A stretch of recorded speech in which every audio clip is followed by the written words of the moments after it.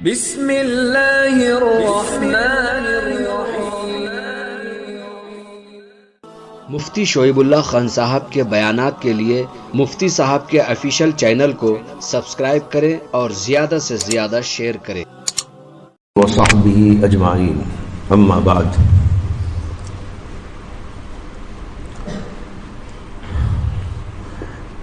اللہ تعالیٰ نے ہم سب کو ایک لقب دیا ہے اور وہ لقب ہے طالب علم۔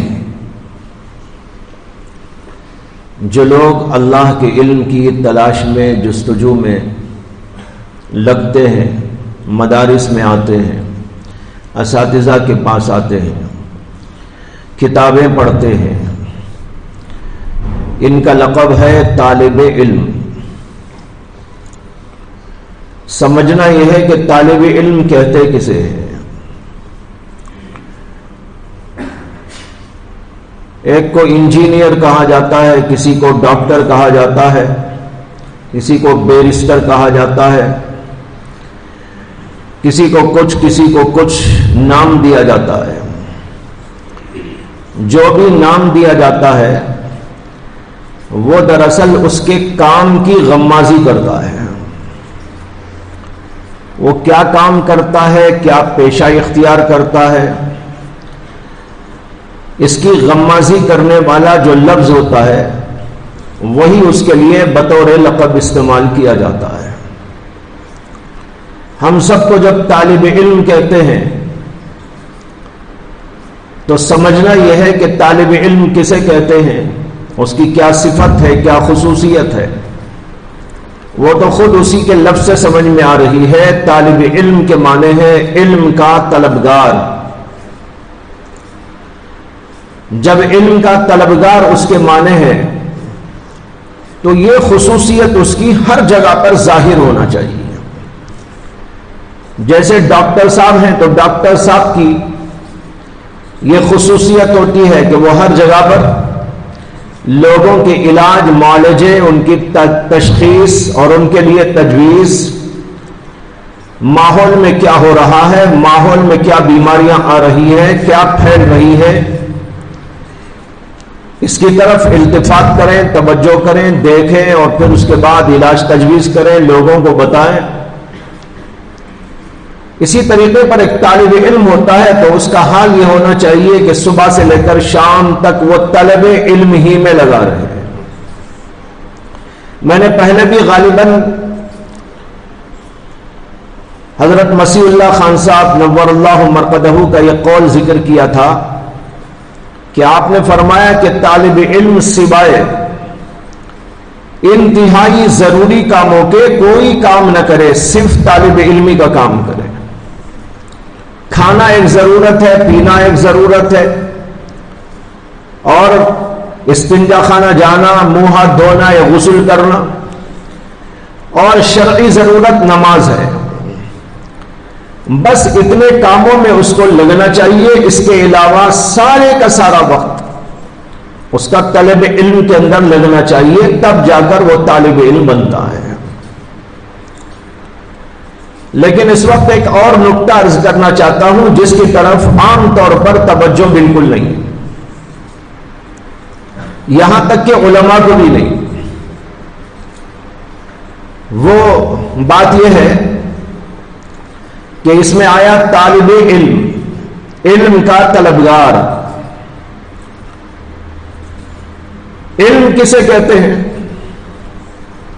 اب سوال تو یہ ہے نا، طالب کے معنی تو سمجھ میں آ گئے۔ طالب وہ ہے جو طلب میں لگا رہے، ہر وقت اسی کی جستجو میں لگا رہے، اسی کی فکر میں لگا رہے، یہ ہو گیا طالب۔ لیکن وہ جستجو کس چیز کی کرے گا؟ وہ ہے علم۔ اور علم دو قسم کا ہوتا ہے، ایک ظاہری اور کتابی علم اور ایک باطنی اور روحانی علم، اور یہاں پر دونوں مراد ہیں، اور ہم لوگوں نے سمجھ لیا کہ ایک ہی مراد ہے۔ طالب علم کے معنی وہ جو کتاب پڑھ لیتا ہے، نحو پڑھ لیتا ہے، صرف پڑھ لیتا ہے، بلاغت بیان پڑھ لیتا ہے، یا الفاظ کے اعتبار سے قرآن کی تفسیر پڑھ لیتا ہے، احادیث کا درس لے لیتا ہے، فقہ کے مسائل جان لیتا ہے، ہم نے سمجھا کہ یہ ہے طالب علم، لیکن یہ مکمل طالب علم نہیں ہوا، یہ ادھورا طالب علم ہے۔ مکمل طالب علم تو وہ ہے جو اس ظاہری علم کے ساتھ باطنی علم کی طرف بھی توجہ دے، اس کے لیے بھی فکر کرے، اس کے لیے بھی جد و جہد کرے، اس کے لیے بھی طلبگار بن جائے، اس کے لیے بھی محنت کرے، مجاہدہ کرے۔ اس کو کہتے ہیں باطنی علم۔ باطنی علم کیا ہے؟ اللہ سے تعلق ہے، اللہ کی معرفت ہے، رسول اکرم صلی اللہ علیہ وسلم کی معرفت ہے، اللہ کے رسول سے تعلق اور انسیت ہے، آپ کی محبت ہے، خوف الہی ہے، خشیت ہے، تقوی ہے، طہارت ہے، انابت ہے، خشوع اللہ ہے، توکل علی اللہ ہے، اعتماد علی اللہ ہے، ریاکاری سے بچنا ہے، اخلاص و للہیت ہے۔ یہ وہ چیزیں ہیں جس کا نام ہے روحانی علم۔ کتابی علم پڑھ لینے کے بعد بات ختم نہیں ہو جاتی، طالب علم کا کام ختم نہیں ہو جاتا۔ میں مثال دیتا ہوں کہ اگر کوئی طالب علم مدرسے میں داخلہ لے کر صرف اور نحو کی کتابیں پڑھ لیا، لیکن آگے سوم، چارم، پنجم، ششم، ہفتم دورہ نہیں کیا، اس کو آپ طالب علم کہیں گے؟ وہ تو طالب علم سے خارج ہو گیا۔ جس نے 1 سال 2 سال پڑھنے کے بعد اپنی تعلیم کے سلسلے کو بند کر دیا، اس کا نام اب طالب علم نہیں رہا، اس لیے کہ کام ادھورا ہو گیا۔ جب کام ادھورا ہے تو وہ طالب علم کہاں رہا؟ اسے کوئی بھی نہیں کہے گا۔ جو آدمی طالب علم مدرسے میں آ کر 1 سال 2 سال 3 سال بلکہ 4 5 سال پڑھ کے بھی چلا گیا، اب کون اسے طالب علم بولے گا؟ اسی طریقے پر جو طالب علم ظاہری علم سے فراغت کے بعد یا اس کے ساتھ روحانی علم کی طرف توجہ نہ دے کر اس سلسلے میں آگے نہیں بڑھا بلکہ دورہ پڑھ کر وہیں ختم کر دیا، وہ بھی طالب علم حقیقی طور پر نہیں ہے، وہ بھی ادھورا ہے۔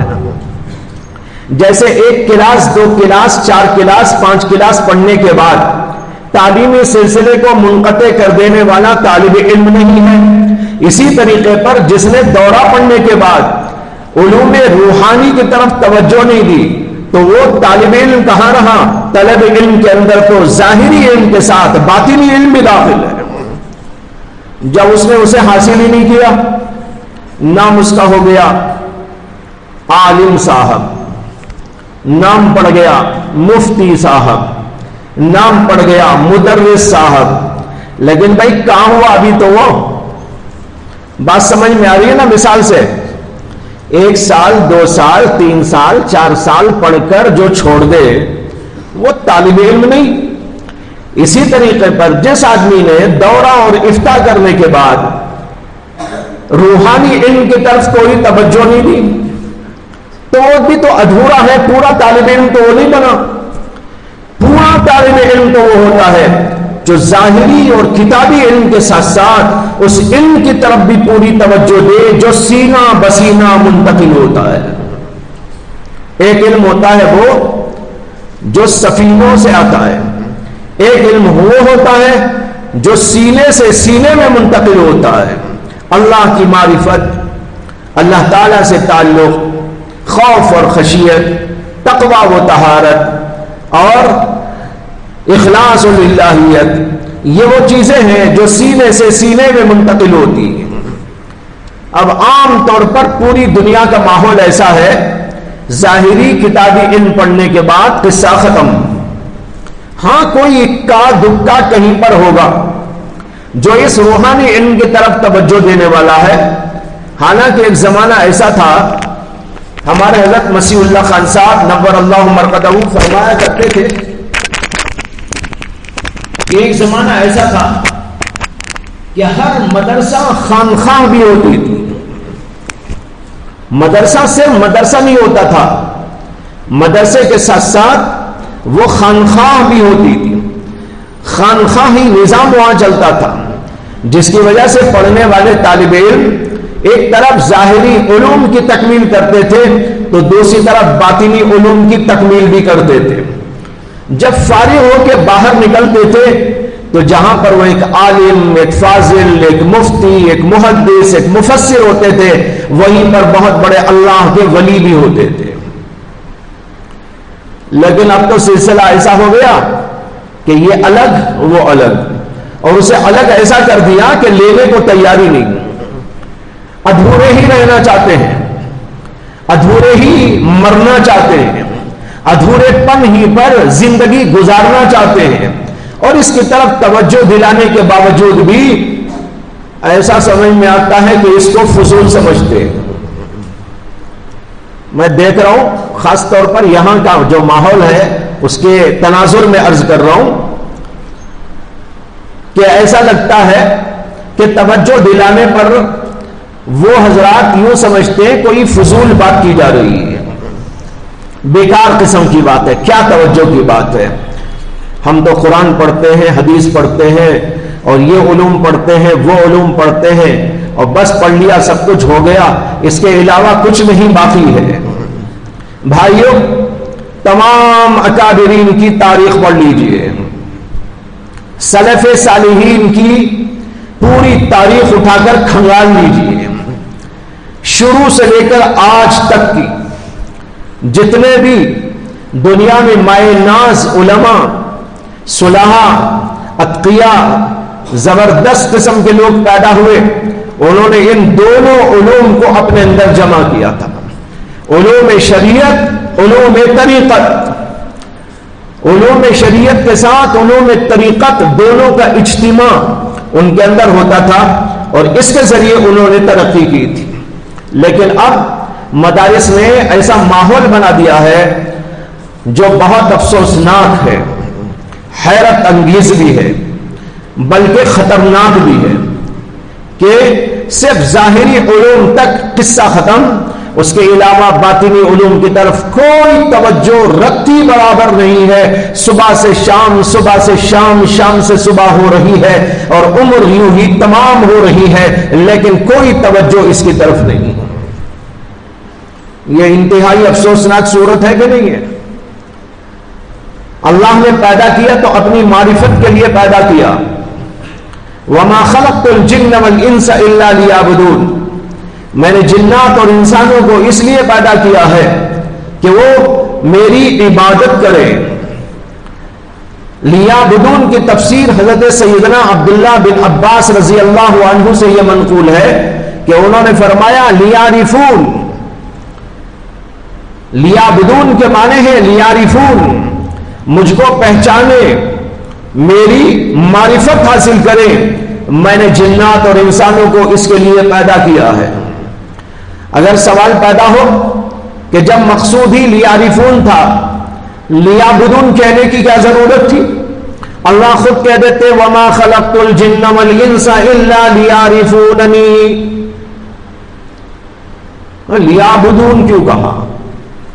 وجہ اسی یہ ہے، معرفت حاصل کرنے کا راستہ عبادت ہے، طریقہ بتا دیا، مقصود ہے معرفت خداوندی، لیکن اس معرفت خداوندی کی تحصیل عبادت کے راستے سے ہوتی ہے۔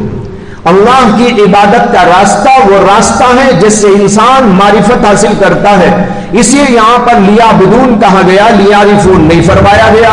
مقصود تو ہے لیعرفون، لیکن اس تک پہنچنے کا راستہ ہے یعبدون، یعنی عبادت کرنا، اس لیے اللہ تبارک و تعالی نے یعبدون فرما دیا۔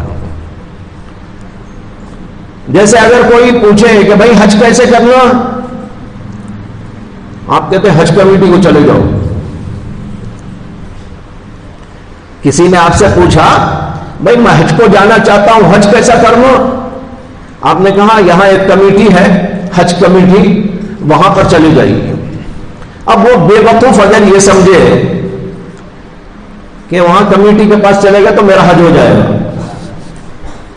مولانا سے میں نے پوچھ لیا ہے، مفتی صاحب سے میں نے پوچھ لیا ہے حج کیسے کرنا ہے، میں حج کو جانا چاہتا ہوں، مفتی صاحب نے فتویٰ دے دیا ہے حج کمیٹی کے پاس چلے جاؤ، حج ہو جائے گا۔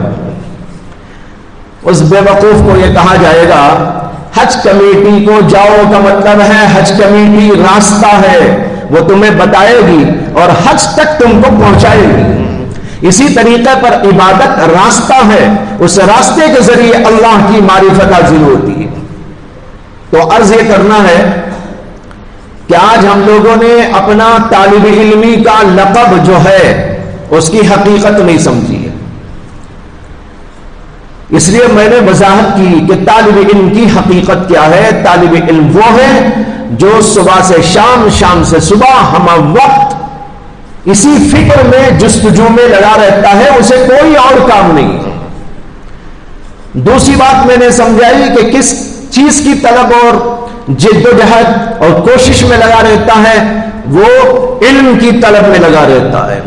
لیکن علم کی دو قسمیں ہیں، علم ظاہر اور علم باطن۔ جو آدمی علم ظاہر پر اکتفا کر لے وہ پورا طالب علم نہیں ہے، بلکہ اس کی طلب گویا کہ ناقص ہونے کی وجہ سے، جیسے ایک آدمی، ایک طالب علم اول دوم سوم پڑھ کے کتاب چھوڑ کے چلا جاتا ہے، مدرسہ چھوڑ کے چلا جاتا ہے، اسی طریقے پر جو دورہ پڑھنے کے بعد اپنے طالب علمی کے سلسلے کو ختم کر دیا اور یہ سمجھ لیا کہ میں مکمل ہو گیا، وہ بھی اسی طرح انتہائی ناقص ہے، جس کے پاس علوم روحانیت کا کوئی حصہ موجود نہیں۔ اس لیے سمجھ لو کہ ہم طالب علم ہیں تو ہماری طلب علم کہاں تک پہنچنا ہے۔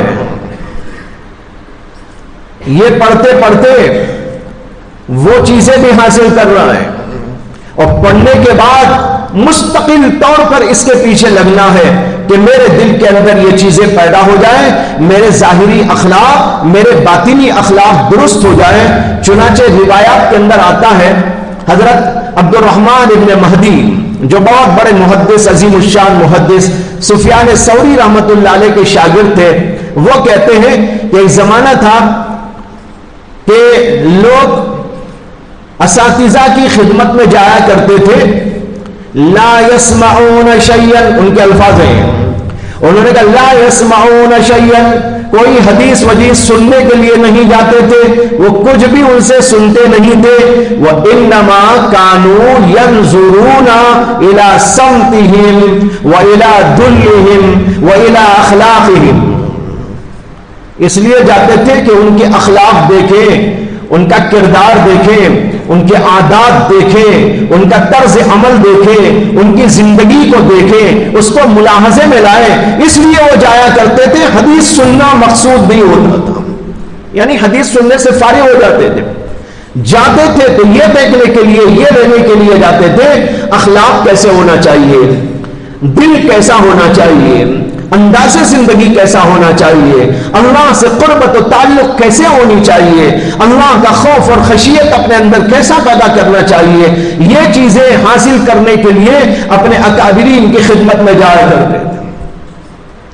مستقل یہی کام تھا ان لوگوں کا۔ دیکھو عبارت تو میں نے سنا دی، لا يسمعون شيئا وانما كانوا ينظرون، انما بھی ہے یہاں، جس کا معنی اور کچھ نہیں، صرف یہی کام ہوتا تھا، صرف یہی کام۔ کیا کام؟ یہ دیکھنا اخلاق کیا ہے، انداز کیا ہے، زندگی کا طرز عمل کیا ہے، ان کے سینے میں کیا ہے، ان کے ظاہر میں کیا ہے، ان کے باطن میں کیا ہے، اس کو ملاحظہ کرنے کے لیے کیا کرتے تھے۔ لیکن آج یہ سلسلہ ختم ہو گیا۔ مجھے ایک قصہ یاد آیا، حضرت امام حسن بصری رحمت اللہ علیہ کے دور میں حضرت یزید ابن ہارون ایک بزرگ تھے، دونوں ہم عصر ہیں، ایک ہی زمانے کے، دونوں بڑے پائے تھے۔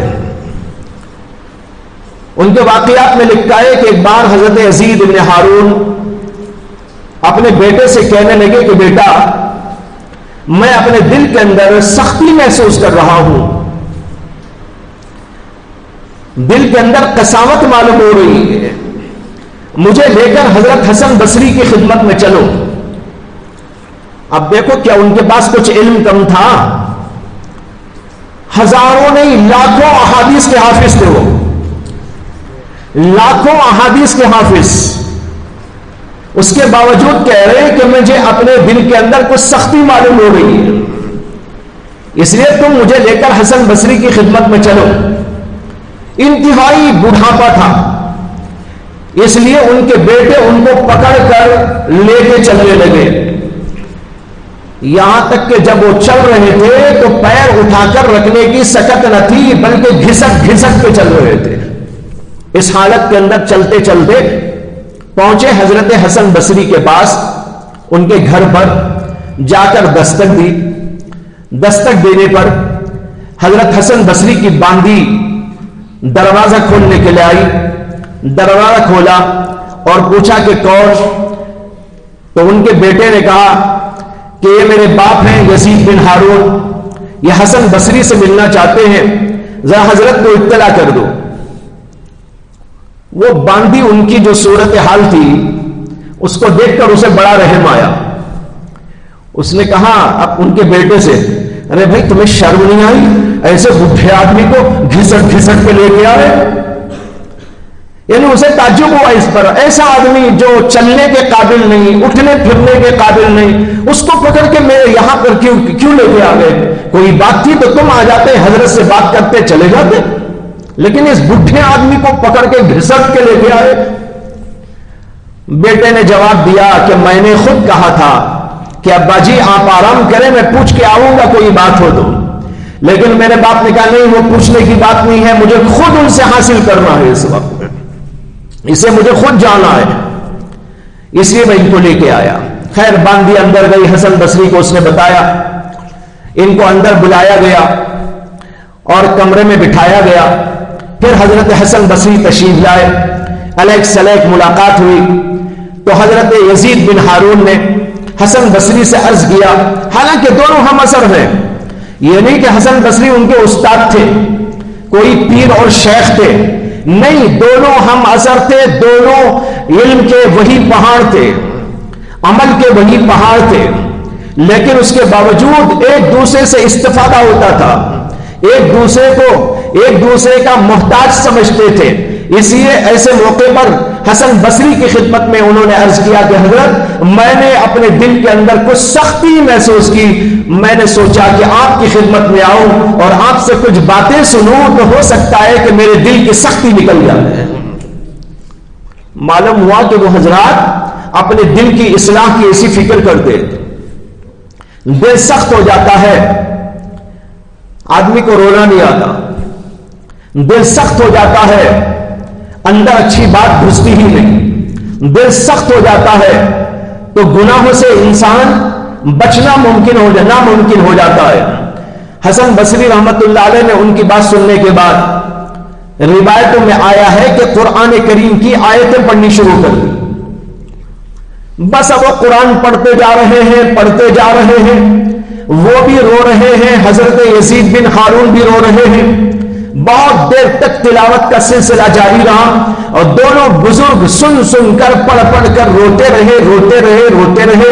بہت دیر کے بعد جب یہ سلسلہ بند ہوا تو حضرت یزید بن ہارون نے کہا میرا سارا گرد و غبار اتر گیا، اللہ آپ کو جزائے خیر عطا فرمائے، یہ کہہ کر وہاں سے واپس تشریف لے آئے.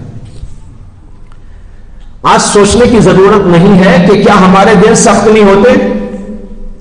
تو کیا ہم اپنے دلوں کی سختی کو دور کرنے کا بھی کوئی نظم و انتظام کرتے ہیں؟ کیا ہمارے دل میں برائی کے جذبات نہیں آتے؟ اگر ان کو ہم جو ہے اپنے دل سے دور کرنا چاہیں تو اس کا کیا نظام کیا ہے، اس کے لیے کیا انتظام کیا ہے؟ یا یہ کہ حسن بصری سے بھی، یزید بن ہارون سے بھی، امام غزالی اور رازی سے بھی ہم لوگ اعلیٰ درجے کے ہو گئے ہیں، ہم کو کوئی چیز نقصان نہیں پہنچاتی، شیطان ہم کو نہیں بہکاتا، شیطان ان کو بہکاتا تھا، ہم کو نہیں بہکاتا. ہم تو بس جناب ایسے معصوم ہیں کہ ہمیں کسی چیز کی ضرورت نہیں. کوئی ہے بھائی مائی کا لال یہ دعویٰ کرے؟ جب ایسا نہیں ہے، سب کو ضرورت ہے. ہر آدمی کو سوچنا چاہیے کہ میں نے اس کا کیا انتظام کیا ہے. قیامت کے دن یہ پوچھا جائے گا. یہ تو نہیں پوچھا جائے گا کہ آپ نے دورہ پاس کیا کہ نہیں پاس کیا، لیکن یہ ضرور پوچھا جائے گا کہ تمہارے اوپر شیطان کا دورہ پڑتا تھا کہ نہیں پڑتا تھا. یہ تو نہیں پوچھا جائے گا کہ تم مفتی کے درجے کو پائے تھے کہ نہیں پائے تھے، لیکن یہ ضرور پوچھا جائے گا کہ تمہارے اندر یہ جذبات و خیالات پڑ رہے تھے تو تم نے اس کے ازالے کی کیا فکر کی تھی؟ اس کا کوئی انتظام ہمارے پاس میں نہیں، کبھی سوچنا بھی گوارا نہیں کیا۔ ہمارے دل میں اللہ کی محبت نہیں، اللہ کی محبت فرض ہے۔ آپ کہیں گے ماشاءاللہ ہم سب کے دلوں میں اللہ کی محبت ہے، لیکن یاد رکھو محبت اتنی ہونا فرض ہے جس سے کہ انسان نیکیوں کے کرنے میں آسانی محسوس کرے، اور خوف الہی اور خشیت اتنا ہونا ضروری ہے جس سے کہ آدمی گناہوں سے بچ جائے۔ یوں ہی اگر تھوڑا بہت خوف ہے یہ کام نہیں آئے گا۔ اسی لیے حدیث کے اندر رسول اکرم صلی اللہ علیہ وسلم نے دعا مانگی تو یوں دعا فرمائی، اللہم اقسم لنا من خشیتک ما تحول به بیننا وبین معاصیک، اے اللہ اپنے خوف اور خشیت میں سے اتنا ہم کو عطا فرما دیجئے کہ وہ خوف آپ کے اور گناہوں کے درمیان، ہمارے اور ہمارے گناہوں کے درمیان میں حائل ہو جائے۔ علماء لکھتے ہیں اتنا خوف ہونا انسان میں ضروری ہے کہ اس خوف کے نتیجے میں انسان گناہوں سے بچ جائے۔ اور اگر اتنا خوف نہیں ہے، خوف ہے، اتنا نہیں ہے لیکن ہے، یہ کافی نہیں ہے۔ اور ایسا خوف تو شیطان کو بھی تھا، ایسا خوف تو شیطان کو بھی تھا، جس خوف نے اسے گناہوں سے نہیں بچایا، اللہ کی معصیت سے نہیں بچایا، کفر سے نہیں بچایا، ایسا خوف تو شیطان میں بھی تھا۔ اور قرآن مجید کے اندر 2 جگہ شیطان کا یہ جملہ اللہ نے بنا تردید نقل کیا۔ کیا تھا؟ انی اخاف اللہ رب العالمین۔ کیا بول رہا ہے شیطان؟ انی اخاف اللہ رب العالمین، میں اللہ سے خوف کرتا ہوں، ڈرتا ہوں اس اللہ سے جو رب العالمین ہے۔ اللہ نے اس کی تردید نہیں کی، معلوم ہوا اگر یہ غلط ہوتا اللہ تردید کر دیتے، یہ جھوٹ بول رہا ہے۔ جیسے قرآن میں منافقین کے بارے میں آیا کہ منافقین نے یہ کہا کہ ہم گواہی دیتے ہیں کہ آپ اللہ کے رسول ہیں۔ اللہ نے کہا اللہ جانتا ہے کہ آپ اللہ کے رسول ہیں، لیکن کوئی منافقین جھوٹے ہیں۔ قرآن میں اللہ نے ان کی تردید، اگر اسی طرح یہ جملہ بھی اس سے غلط ہوتا تو اللہ تردید کر دیتے، معلوم ہوا خوف تھا اس کے اندر، لیکن اتنا خوف کافی نہیں ہے جس خوف سے کہ وہ گناہ سے نہیں بچ سکا، اپنے آپ کو اللہ کی معصیت سے نہیں بچا سکا، یہ خوف اسے کچھ کام آنے والا نہیں ہے۔ اسی طریقے پر خوف ہمارے اندر بھی ہو لیکن اتنا خوف نہ ہو وہ بیکار ہے۔ اتنا خوف ہونا چاہیے کہ جس سے کہ آدمی گناہ سے بر وقت بچ جائے۔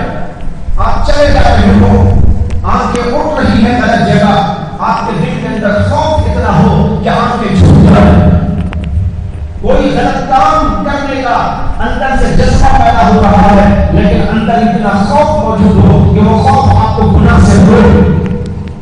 اتنا خوف ہونا ضروری ہے۔ اگر اتنا خوف نہیں ہے تو فرض ہمارا ادا نہیں ہوا۔ اتنی محبت نہیں ہے تو اتنی محبت جو ہونی چاہیے وہ فرض ادا نہیں ہوا۔ اور بھی بہت ساری چیزیں ہیں جو روحانیات سے متعلق ہے، وہ کتنے درجے پر ہونا ضروری۔ جب وہ نہیں ہے، گناہ ہو رہے ہیں، ان کسی کی ہو رہی ہے، معصیتیں صادر ہو رہی ہیں، برے جذبات و خیالات میں زندگی ہو رہی ہے، تو اس کا مطلب یہ ہے کہ وہ درجہ ہم نے پاس نہیں کیا۔ تو قیامت کے میدان میں اگر اللہ پوچھے آپ نے دورہ تو کر لیا تھا لیکن آپ کو شیطان کا جو دورہ پڑتا تھا اس کا کیا علاج کیا تھا؟ گئے تھے کسی مشائخ کے پاس، گئے تھے اپنی اصلاح کرنے کے لیے، کسی کے پاس جا کر اس کی اصلاح لی تھی؟ اگر یہ پوچھا جائے تو کیا اس کا جواب ہوگا؟ تو بھائیوں بتانا یہ ہے کہ طالب علم کا حقیقی و صحیح مفہوم وہ ہے جو آج میں نے کھول کر آپ کے سامنے رکھ دیا ہے، اور پھر سے یہ طلب چاہیے۔ آج طلب ہی نہیں، نہ ظاہری علم کی طرف، نہ باطنی علم کی طلب۔ جب طلب ہی نہیں ہوتی اللہ نہیں دے۔ قرآن میں اللہ نے فرمایا انلزمکموها وانتم لها کارہون، کیا ہم اپنی رحمت لا کر تمہارے اوپر چمٹا رہے؟ انلزمکموها وانتم لها کارہون، اس حالت میں کہ تم منہ پھیر کے جا رہے ہو، تم ادھر آنا نہیں چاہتے، تمہارے اندر طلب نہیں ہے، تمہارے اندر اس کا ذوق نہیں ہے، تمہارے اندر اس کا شوق نہیں ہے، بھاگتے ہو ظاہری علم سے بھی اور اس سے زیادہ باطنی علم سے بھی، اور اسی پر اتفاق کیے بیٹھے ہوئے ہو۔ اگر تم چاہتے تو ہم دے دیں، لیکن جب تم کراہت کرتے ہوئے بھاگ رہے ہو تو ہم تمہارے اوپر کیا اپنی رحمت کو لا کے چمٹا دیں؟ معلوم ہوا اس کے لیے طلب چاہیے، جستجو چاہیے، محنت چاہیے، جب یہ ہوگا اللہ عطا فرماتے ہیں۔ بہرحال طالب علم کے حقیقی معنی آپ کے سامنے کھولے گئے ہیں۔ آپ دیکھیں کہ کتنے لوگوں کے اندر طلب پیدا ہوتی ہے، یہ جستجو پیدا ہوتی ہے، ظاہری علم کے ساتھ باطنی علم حاصل کرنے کی فکر پیدا ہوتی ہے، اور وہ اس سلسلے میں آگے بڑھتے ہیں۔ اللہ مجھے بھی آپ کو بھی توفیق عطا فرمائے۔ وآخر دعوانا الحمدللہ۔